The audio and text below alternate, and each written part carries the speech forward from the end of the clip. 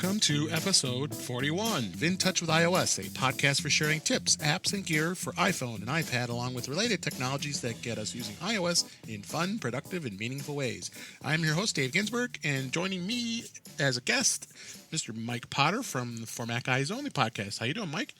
I'm doing great. How are you doing, Dave? Doing great. Glad you came back on the podcast. I think the last time you were with us, we were having some fun at the Apple Store. But this time we're both in studio, in the virtual studio, we should say, and we're gonna have some fun today because there's a lot of interesting things going on in the iOS and iPad world and news and all kinds of other stuff. I'm a little disappointed. There's no sirens or crowds or anything else. Yeah, that's right. I got used to that. Well, I got a vent in this room since I am recording this from work, so but that's about as far as I can go here. So what we're going to talk about today is I've got some news I wanted to review, and we had some good topics in there. And then once we get through a lot of that news, we will hit some iPad tips, and I have a trackpad tip that our friend Allison shared out there. But I figured, why not? Every time I show it to people, they really like it. So why not? We'll share it with everybody here. Ooh, exciting! Yeah, and we got some other good tips as well on iPad and others, as well as you have, if you don't mind. We have a bit of a Macstock announcement as well. We'll share at the end of the show. We'll let people get thinking about that, and we'll go from there. So with that, the first news story that caught my eye was, do you use Flickr for photo sharing at all? I do use Flickr, and I'm a paid subscriber. As well as I am, and this was an interesting thing that Flickr did, which I'm glad they did it. If anybody isn't aware, Flickr is now owned by SmugMug. Thank God, because Yahoo just kind of was not doing real well with it. They kind of let it coast, and then I guess they got bought by Verizon, and now it's called Oath, and they in turn decided to sell off Flickr to SmugMug, which is a more professional photo program than Flickr is. But did you say Verizon is called Oath? No, Verizon called Yahoo is now called Oath. Really? Yeah. I had no idea. Yeah, it's crazy. It shows you how much I go to Yahoo. Yeah, well, yeah. Who wants to use Yahoo anymore at this point? So I gave you a mini history of Yahoo if you liked it or not. So, but anyway, what was great about Flickr at the time, but maybe not so great, was the fact that they were giving 1 terabyte of space to everybody. Which, right. If you think about it, that's a little crazy, and everybody in the world has been using that since, because they're backing up all these photos. Well, what Flickr is a community. You want to be able to go out there, be able to look at awesome photos, be able to share, be able to do all that stuff. But there's a lot of garbage out there, quite frankly. So that was in the free tier. But I was always a paid subscriber from the get-go because I thought the Pro was worth it, and I supported Flickr. So now what they're going to be doing is, now the free tier, I believe, what did they say it was, is going to be... well, the Pro version is going to be $49.99 a year, and you'll get unlimited storage. So not the 1 terabyte limiting, but unlimited. And you'll get ad-free browsing, all kinds of stats, and a community, and all the other fun stuff. The free accounts will be limited to 1,000 photos or videos, and so it's so you're not going to get anywhere near as much the flexibility it was before. So, what do you use Flickr for? Do you do a lot of your photos out there? Or?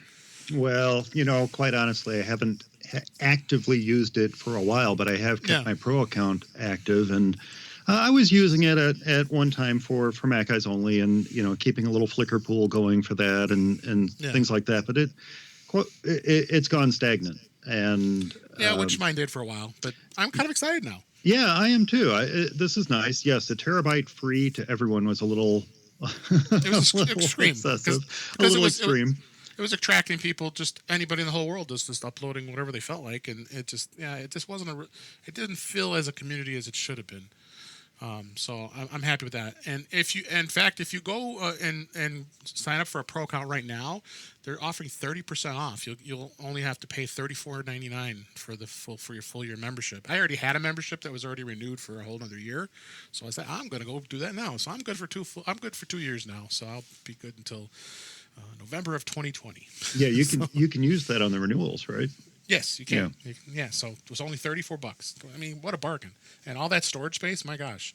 So I'm pretty excited about it. So we have a link in the show notes to what Flickr did on their website, and it gives all kinds of great information about it. But yeah, do you have any other comments about the Flickr? I think it's great. No, I think this is a good move in the right direction, and I wasn't quite sure what SmugMug taking over Flickr was going to mean for it, Yeah, me too. because they are ultimately two different services. SmugMug was always billed as a pro level service and Yeah, charged accordingly, and right. then to take over Flickr, I wasn't quite sure what that was going to mean, but it looks like they're going to be treating it right. Well, and we won't talk too much about SmugMug other than the fact that SmugMug is probably more a professional service because it's Absolutely, expensive. It's yeah. expensive. I think it's something like $200 a year or something like that.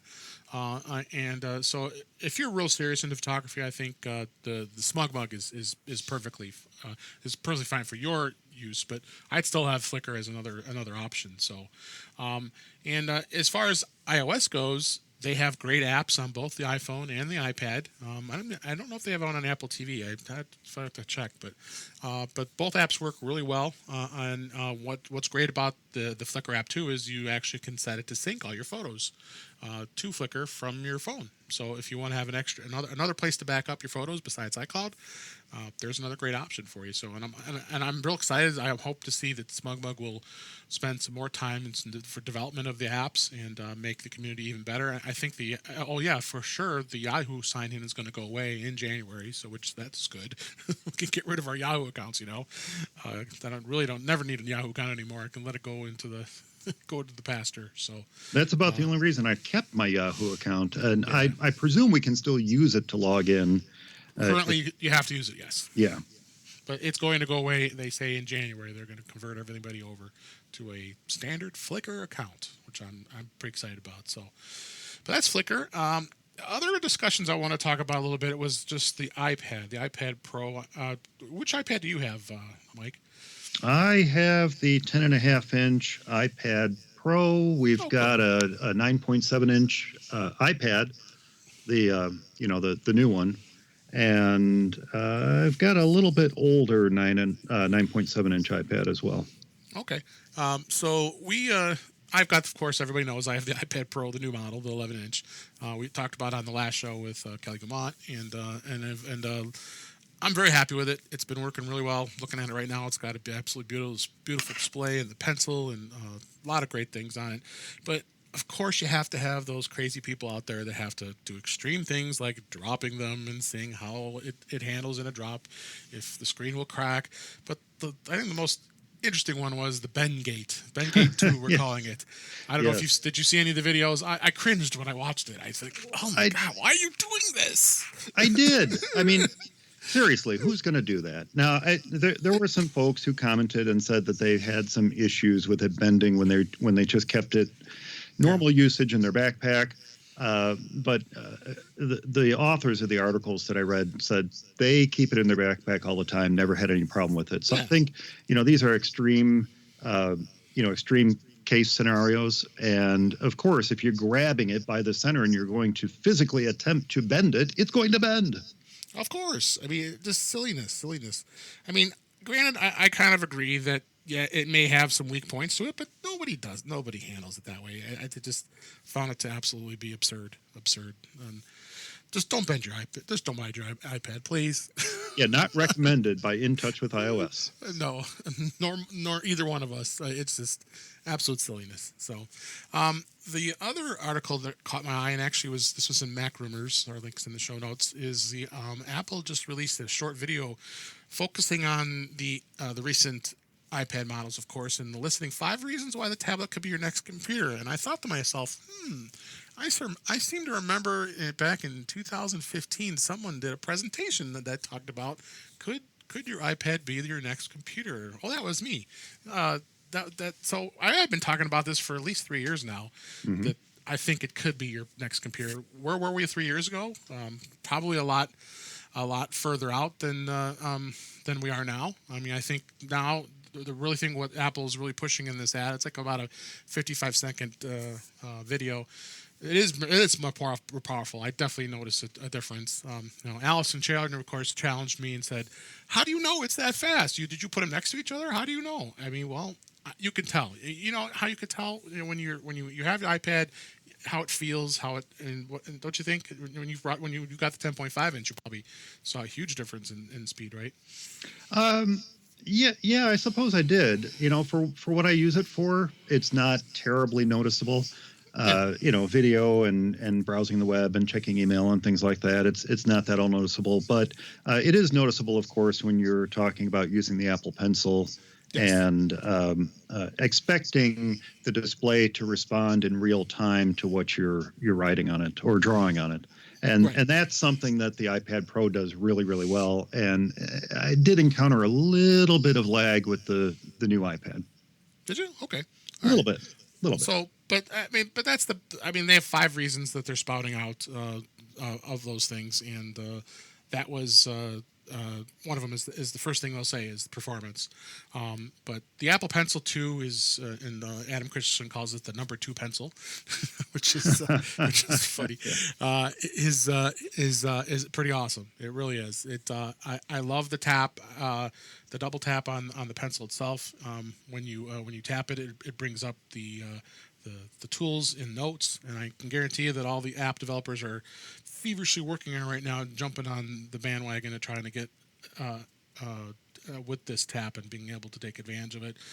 During the Apple's keynote session they did when they introduced the new iPad, of course Adobe was on stage showing the Photoshop and how you can zoom right into it using the tap, and so it's got a lot of great capabilities. But you really got to decide what you really want to do with it.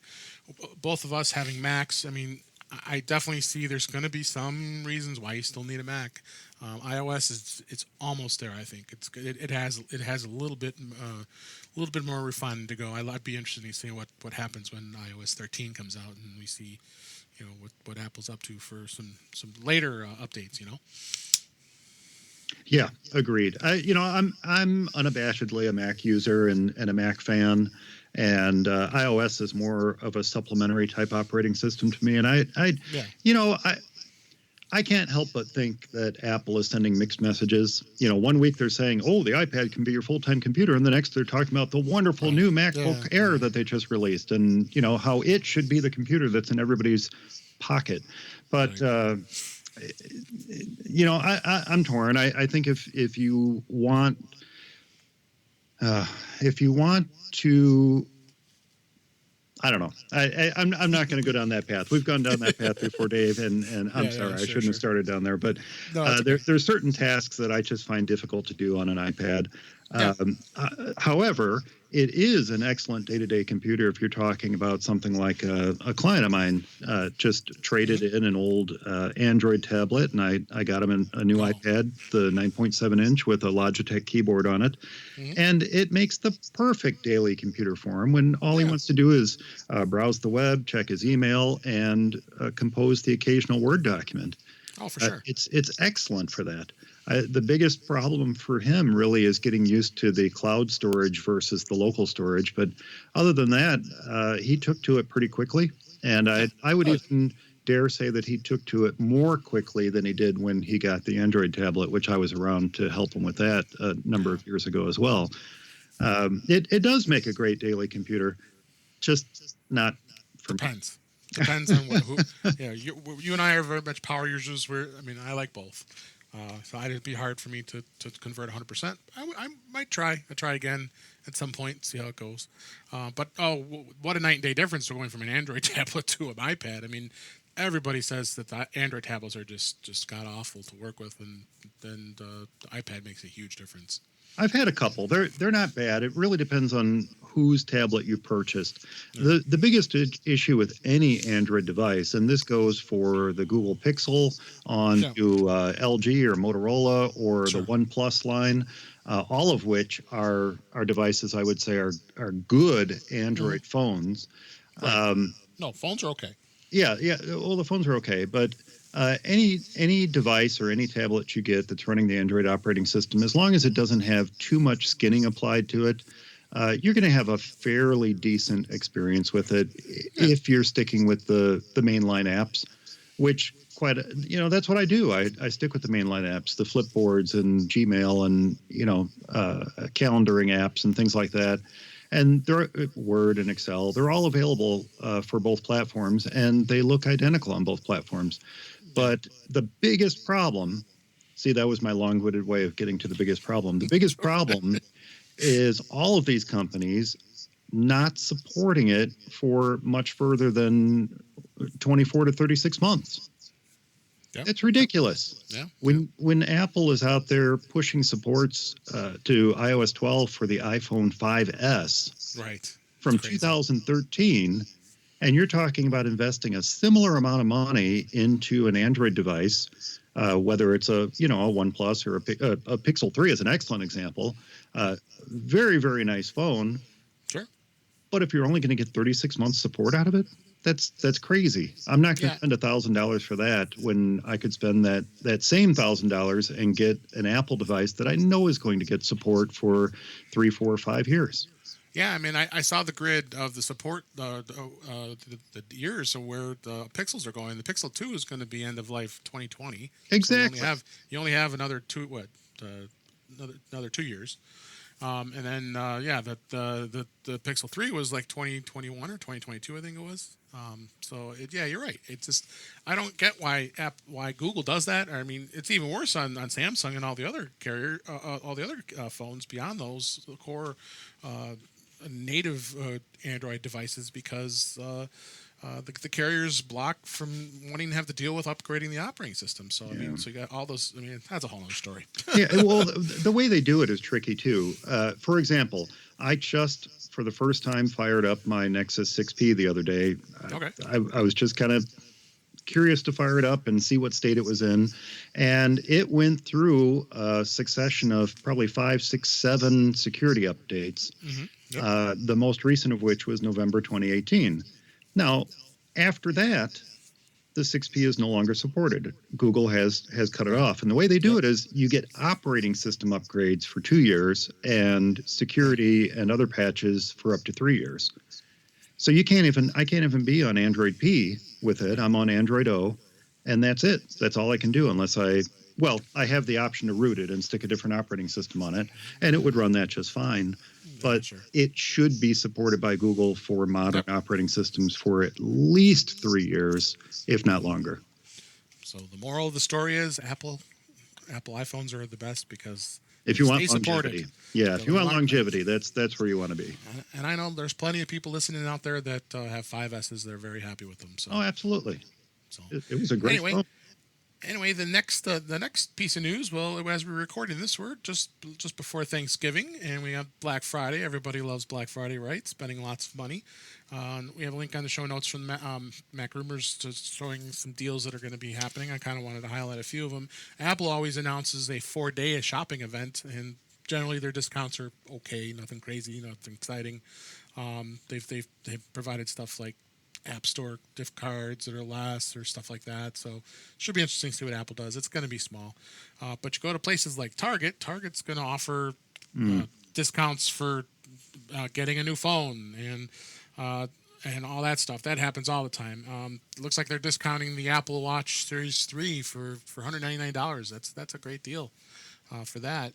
And the iPad, too. I don't know if that's on their list. The Mini. Yep, the Mini's going to be $249 during Black Friday. Not only that, but the regular iPad, the 9.7 inch, is going to be $80 off, I believe. Yeah, I think it was going to be down to $269 maybe. Yeah.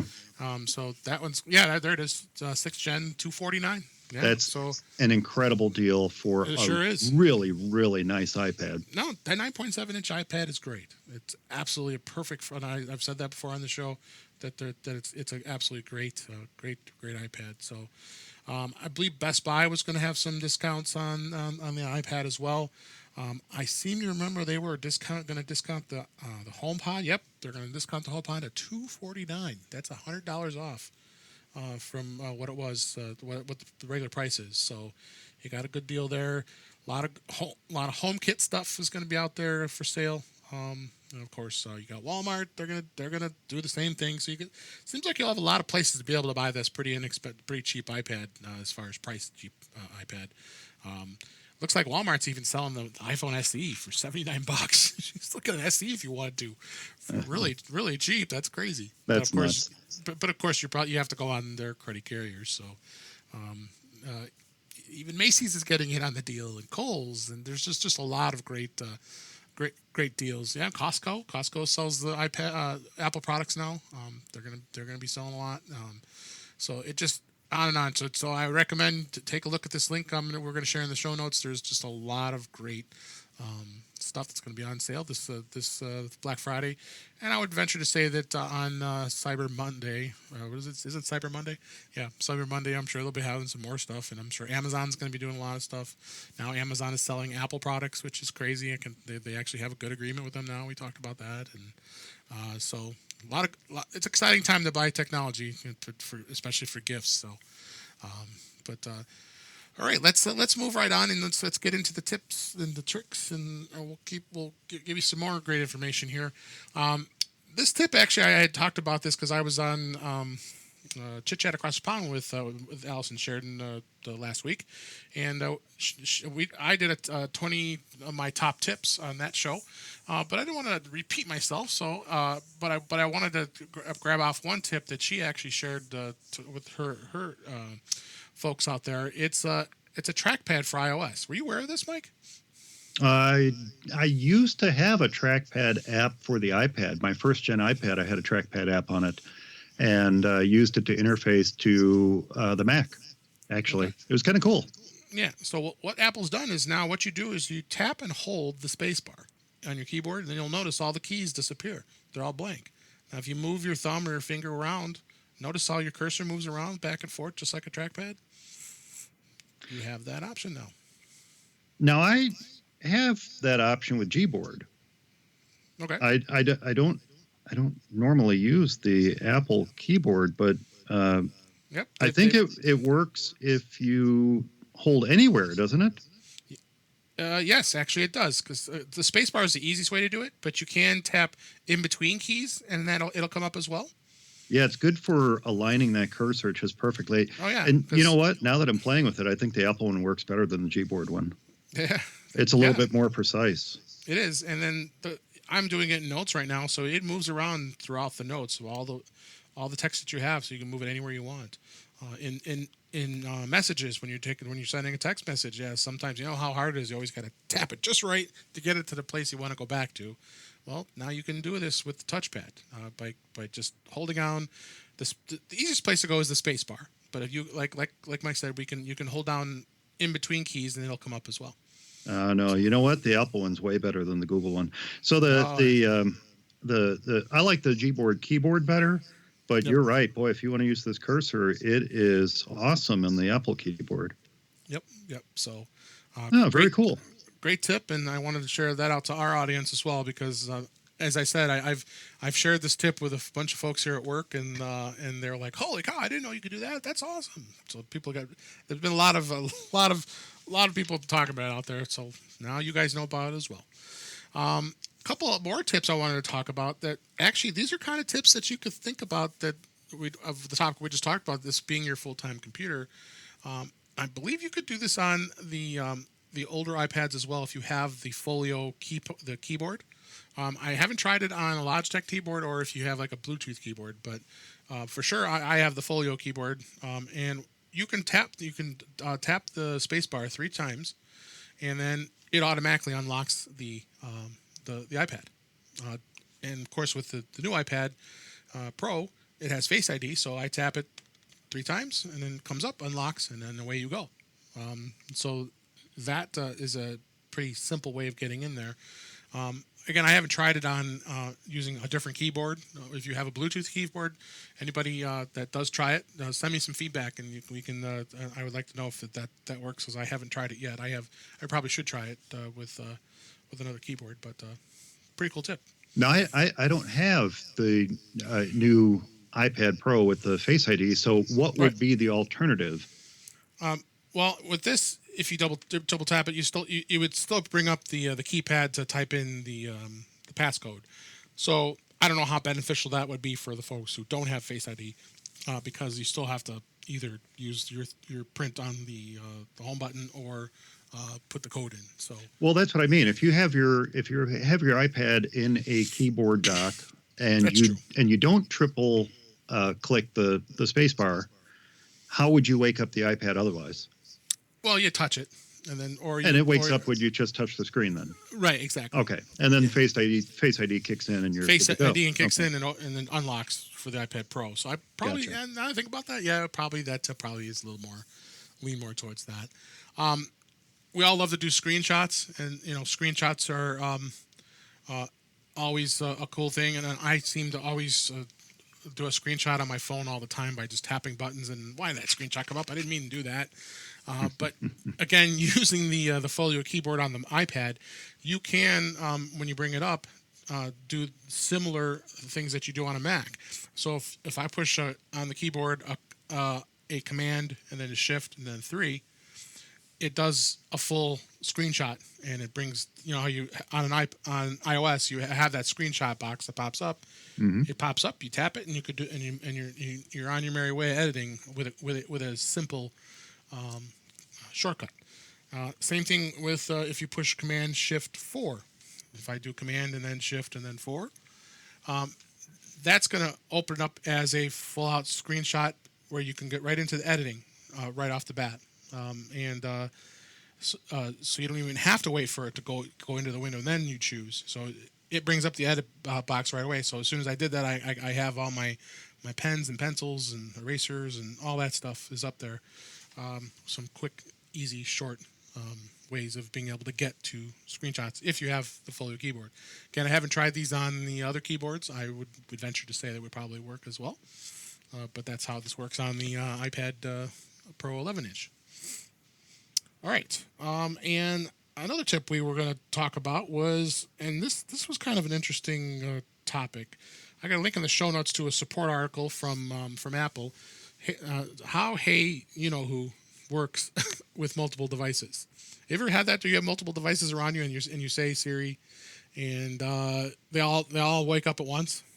No, it bugs the heck out of me. I will talk directly into my watch, and the iPhone answers 10 feet away from me. Yep, it does. And the watch does nothing. And you don't have a HomePod, and you don't even have a HomePod. The HomePod takes priority over all of it. So if you're 80 feet away from it in the other room, you all of a sudden you're hearing waiting for you to talk to her. So. And according to the support article, it says which device responds to Hey You, is saying Hey You near multiple devices that support Hey Siri. The devices that use Bluetooth quickly communicate with each other to determine which one will respond to the request. So the device that responds is the one that heard it best. Okay, well, what if they all hear it best? That's right.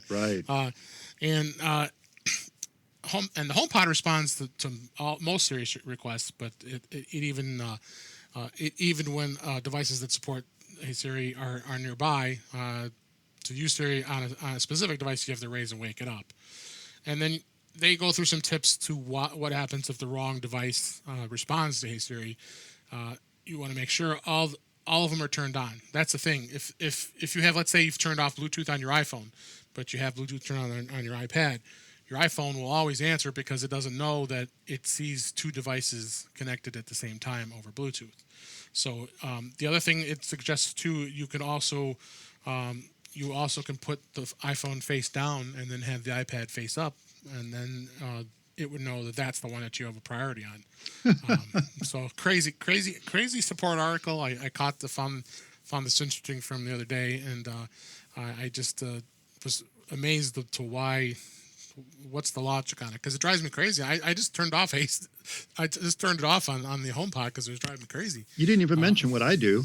What do you do? I whisper to my watch. Okay. And that's what I do, and that's how I get it to respond. Because I hate asking it to set a timer, and then my phone sets the timer, and my watch does nothing. Yeah. It's the watch I need the timer on. That's true. That is true. I haven't even tried it. Hey Siri. Siri. Yeah. I did it. I whispered to my watch, and yeah, it's and listening to my name words as I talk right now. So that'll be in our show notes. Good tips as far as anybody's frustration with that. Uh, more tips with the iPad Pro 11 with the Pencil 2. Um, another way of waking it up. If you have the pencil in your hand, you can double tap it, and what happens is it brings up notes right away and gives you the ability to start it right off the bat. nice. I'm sorry, you don't double tap it. You actually tap the screen. So as soon as I tap the screen, it brings up notes, and I can start taking notes without having to do anything. Does that work with the pencil in the old generation? I thought it did, but I can't remember. I can't remember either. I haven't tried this because they mentioned this as a tip for the new iPad with the new pencil, but no, we'll have to try that and get back to you on that. So yeah, mine's upstairs. Otherwise, I'd try it. And then the other thing I wanted to talk about, I wanted to actually hear your thoughts on is, of course, the iPad has now been converted over. It's no longer a Lightning connector. It has a USB-C, and lots of ways of charging now. I'm finding it interesting to see how I can get things charged. I went out and bought I never had one before because I never really cared about charging my iPhone on my Mac. So they always had that Lightning to USB-C cable. So I bought that. So you can actually plug in your phone, your iPhone into the iPad and it'll charge it, which is pretty cool.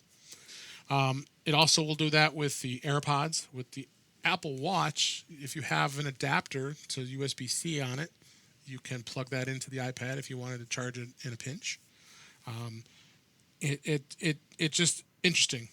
And what was your thoughts? What did you think when Apple made that announcement about the USB-C? USB-C is a great way to go. I'm a little confused that they spend so much time and effort on creating and promoting Lightning connectors, which still work really, really well, and then switch over to USB-C. Well, I guess I'm not confused by it. I understand it, but it seems to make sense to stick with Lightning. The utility of being able to charge my watch or phone by the iPad. Why would I do that? I'm just draining the iPad and I'll have to charge it later. I don't know. Does the iPad have inductive charging? I thought it did. Does it? Because that would make a difference. I mean, if you can set it on a charging mat, and then you can simultaneously charge your watch or phone or something off of that, I guess that's okay.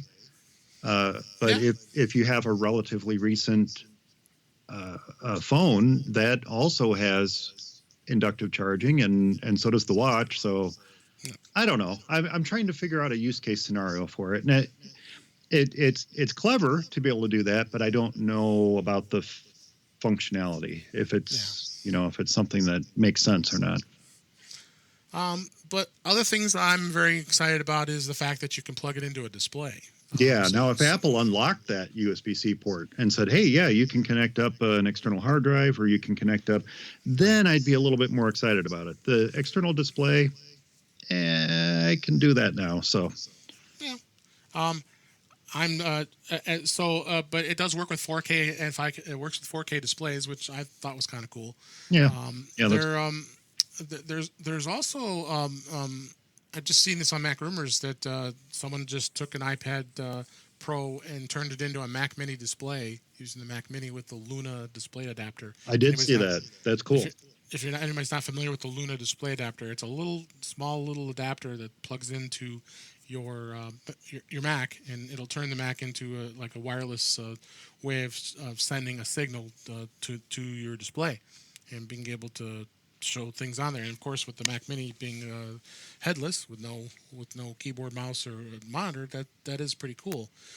So I thought it was kind of exciting that Apple did that with being able to hook up to a monitor. At least I felt it was. How practical will that be is another story.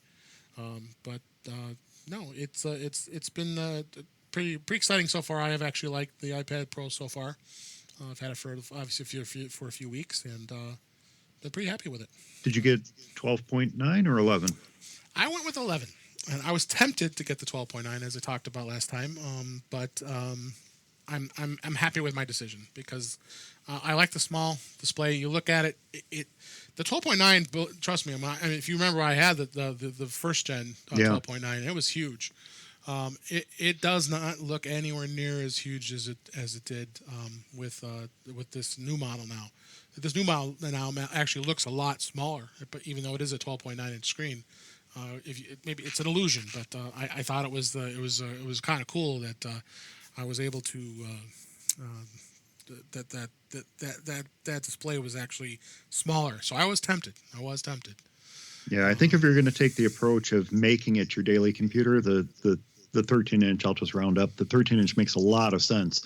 The 11-inch, though, as a supplementary device, I think, or 10.5-inch in my case, I think is just perfect. It's absolutely the perfect size to carry around, and the display is plenty large enough. In fact, I kind of think the 9.7-inch is plenty large enough, but in the Pro line, I think the 10.5 or the 11-inch is just that perfect sweet spot. I like it. I'm happy with it. I'm glad I made the choice. And in fact, I decided I wanted to get I wanted to have another case for it because sometimes I don't want to bring the keyboard with me. I got the folio cover too. So then there's no keyboard. Sometimes depending on how I'm traveling, it doesn't feel it was that too terribly expensive to do that. So went with that, and then don't have to buy. The only other cool thing too is I didn't have to buy an adapter because the same AV adapter for the MacBook Pro works on the iPad. I mean. So because it's USB-C, of course, and I don't have to buy a USB to a USB-C adapter to plug my thumb drives in for photos, so it's all one adapter now, that's finally Apple. You finally did something smart. There's my aha moment, Dave. There is my aha moment. I have my little portable case where I carry all my dongles along with me, which, by the way, my dad thinks I made up the word dongle. No. I've been saying dongles since God. He's like, you're just making that up, Mike. I'm like, no, I'm not making that up. This is a real thing. Anyway, so I have my little portable traveling case with all my dongles in it, and my aha moment just now, as you said that, is if I had the new iPad, I would only need one set of these adapters. Right. Perfect. Apple's actually reducing the number of dongles I need to carry. That's amazing. Yeah. Now, is it worth $1,000 to me? I don't know. No, I already have the others. So, and that's what the debate I gave last time, and I'll rehash that debate again because I know people are always asking me, is it really worth it?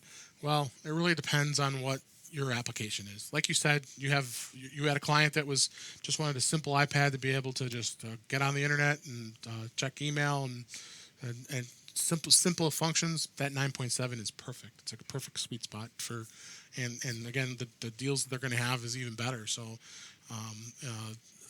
if you are higher power user, you're a higher power user, you want a really nice display.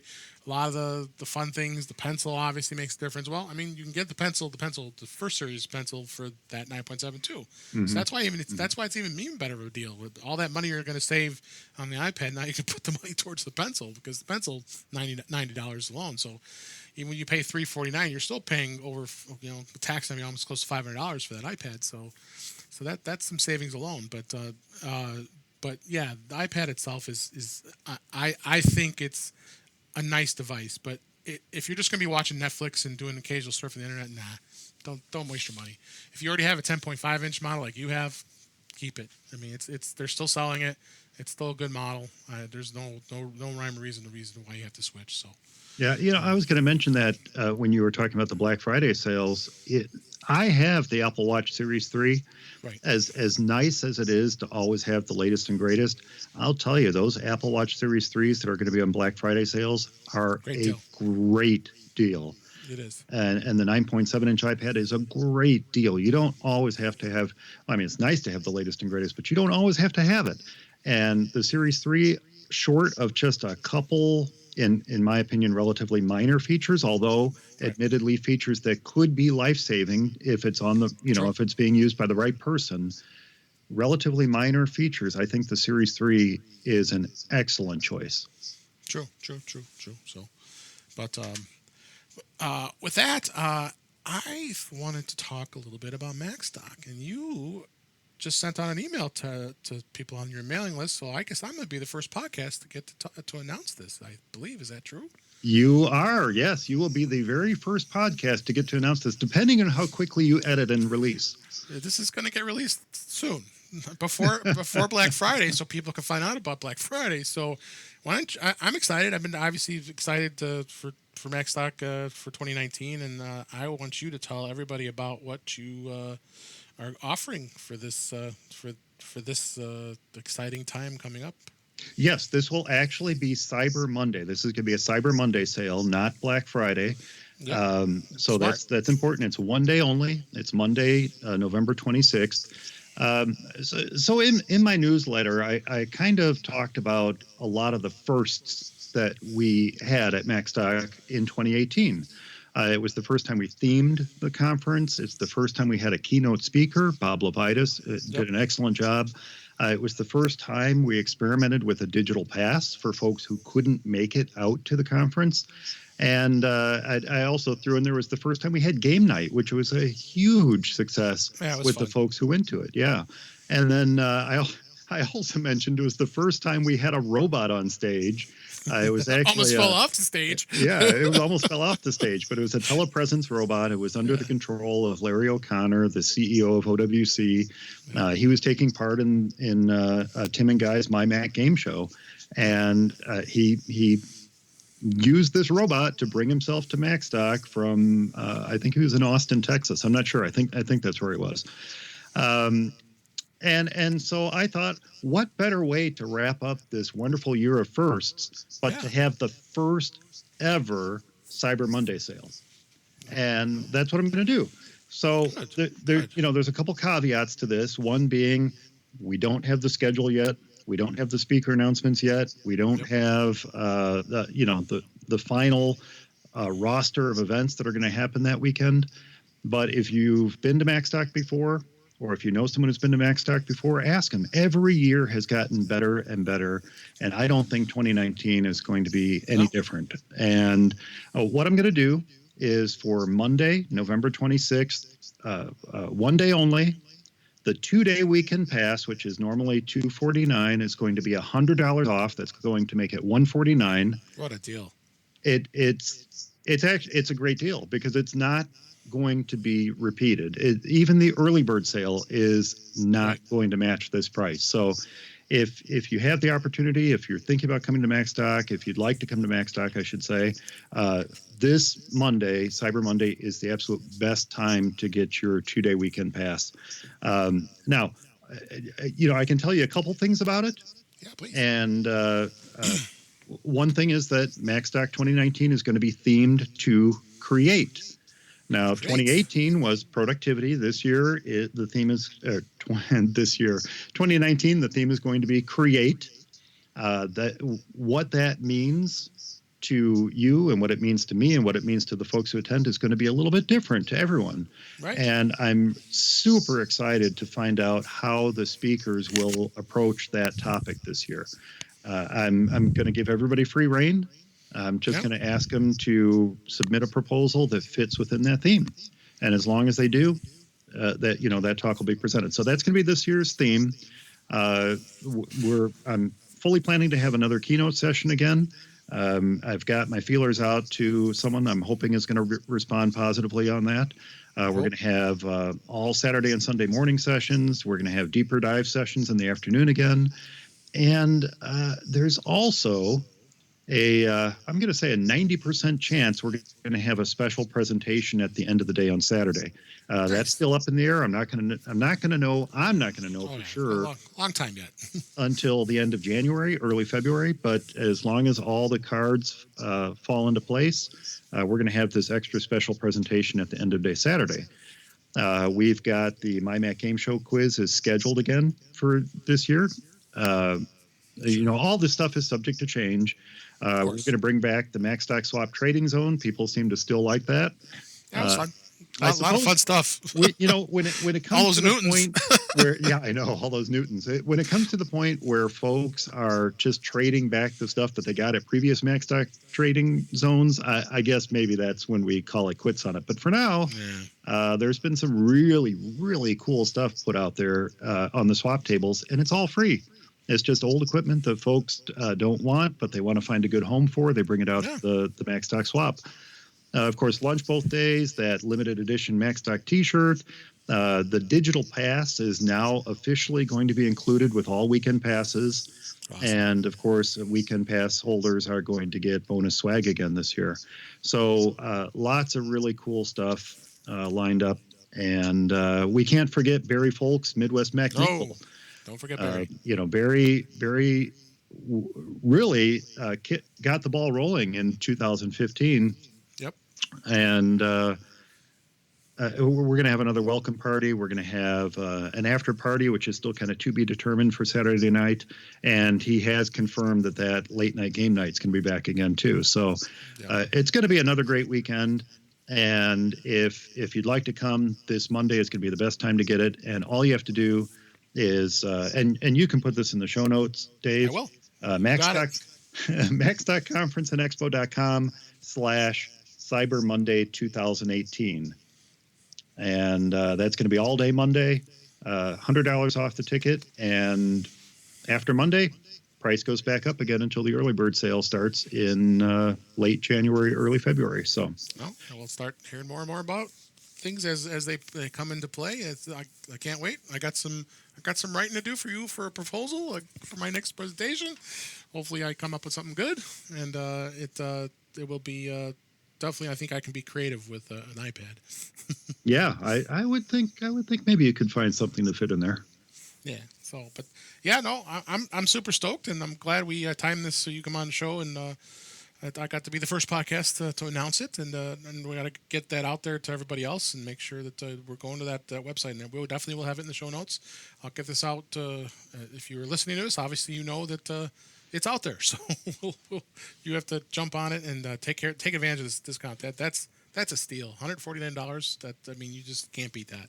Yeah, so, I was trying to think. I don't think we've, other than the first year where it was only one day, I don't think we've ever had a 2-day pass sell for that low of a price. No, never. So you have no problems here, and I'm hoping that everybody that's listening is going to go and buy their tickets right away. So with that, did you have any other thoughts about anything related to that you've been doing with iOS or with I'll put you on the spot, but with your iPhone or iPad? No, the only thing that we've got planned in our household is to get my wife a new iPhone. And now that the 8 Plus is in the refurb store, I'm a little torn. I was pretty sure we were going to get her the 10R. I think the 10R is just a phenomenal phone. It is. And, it really is. It's just that perfect blend of old and new, and it comes in yellow. I mean that's right. We talked about this. That's a key determinator with my wife. It comes in yellow, and she's kind of excited about that. So I think we'll probably lean towards the 10R. But there's a good chance that we may just say, look, an 8 Plus is a fantastic phone, and, we're going to take advantage of the refurb store. Now, I did notice, if anyone shops the refurb store, they recently redesigned it. Yep. I actually find it a little bit more difficult to navigate, quite honestly, because it's not as easy to tell. I look at the MacBook Pros because I'm in the market for another one now, and it's not as easy to tell what year the MacBook Pro was released unless you click through it. In the old version of the refurb store, you could at least browse down the list and see, that one was 2017, that one's 2018, whatever. Now you actually have to click through each one, and that's going to make the process a little bit more difficult to go through. But the 8 Plus, as soon as they announced them on the refurb store, sold out right away. Yeah, I see they're gone. Yeah, you can still get some 8s on there. So. Yeah, I think that always determines it, right? If you're shopping refurbished, if they don't have what you're looking for, you got to go new. Yeah, I remember they announced that there was they redesigned it, but I hadn't gone on here yet, and I was like, holy cow, this is quite a difference. They even have HomePods out there now. I mean, Yeah. so they got Apple Watches. They have iPads, Macs. Even I have iPod Touches are still out there. So I mean, yeah, they're selling a lot of stuff. That's good. I'm glad Apple is staying on with these refurb products because you can save some money on this stuff. And you know what? I've had really good success with the refurbs. I mean, I bought a number of Macs and I was very happy with them. And I think I might have bought an iPad. I can't remember, but they do give full 1 year warranty on it, and you can buy AppleCare on them too. If you want to. Yeah, that's the key. Not only do you get that 1 year warranty, but you can also purchase AppleCare, which really tells you how much trust they put into their refurbishment process. It's not, it's not like Timmy's used Macs or anything like that. They actually, Timmy. I just picked Timmy. I wasn't even thinking of Tim Cook. Timmy's used Mac store. Right. But anyway, they really put a lot of time and effort into making sure that when you purchase an iPhone, or I remember back when you purchased used iPods, that they specifically told you they not only put a new skin on it. I mean, it's not the skin that the person had when they bought the thing. They put a new skin on it and a new battery. And they do the same thing with the iPhones as well. It's a new battery and everything. So it's a nice refurbishment process, and you get to save $100, $200, $300 in the process. Oh, I'm so glad you brought that up. As I mean, because I've always told people that I think it's, especially for iPhones and iPads, it's a great deal, and they always seem to have some good stock. Sometimes the pricing isn't as good. So I just looked and saw in the Apple Watch. I don't know if anybody wants to spend $419 for a Series 2. That's a little pricey, but for the most part, I think it's got some great stuff out there in that store. So, thank you for bringing that up. So, with that, let's wrap this up, and I will close us out here. And I would like to tell everybody thanks for listening, and we hope you're more in touch with iOS and more in touch with iOS after hearing this episode. Subscribe to our podcast in your favorite podcatcher, and show your friends how to find us on the Apple Podcasts, the Google Podcasts. We're on Stitcher Radio. We're even on Spotify and on TuneIn. Email your questions and comments to feedback@intouchwithios. Is the address you use, or you can go visit intouchwithios.com and click on the contact, or simply add a comment in the show notes. We're looking forward to bringing you more useful information in future episodes. I'm Dave Ginsburg, and you can find me on Twitter @DaveG65. And Mike, tell everybody how they can get a hold of you and find you on social media or anywhere else. Oh my gosh, how much time do we have? You can find me at formaceyeesonly.com. That's the podcast. It's now in its 12th year, 13th year. We started in 2006. So it's been around for a little while now, and on Twitter that's @formaceyeesonly. And then of course Macstock. So the easiest way to get to that is macstock2019.com. There's a myriad other domains you can get there as well, but macstock2019.com will get you there just nicely. And on Twitter, it is @MacstockExpo. So, I'd love to hear from you. And of course, if anyone comes out to Macstock, I'd love to meet you, too. Me as well. All right. So with that, we hope you subscribe to future episodes, and thanks for listening.